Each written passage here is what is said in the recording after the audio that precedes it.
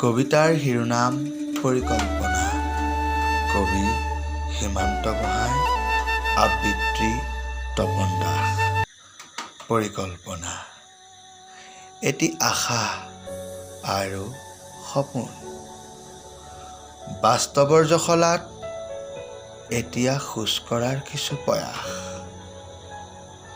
পৰিকল্পনা এলানি ভৱিষ্যতক লৈ অলপ সাহস আৰু অনুপ্ৰেৰণা। এতিয়া নতুন দিশৰ সূচনা। নেদেখাজনৰ অপূৰ্ব কৃপা দৃষ্টি আৰু মা দেউতাৰ মৰম ভাল পোৱা, লগত এটি সতেজ আশীৰ্বাদ। অপাৰ চেষ্টা, দিন ৰাতি নেওচি কৰা অগাধ পৰিশ্ৰম, দীঘলীয়া ধৈৰ্য।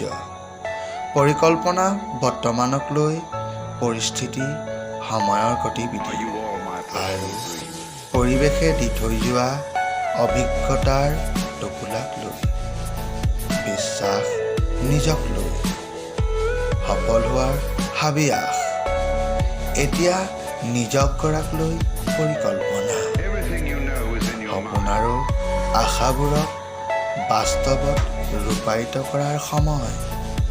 পৰিকল্পনা বৰ্তমান আৰু ভৱিষ্যতক লৈ মাথো পৰিকল্পনা।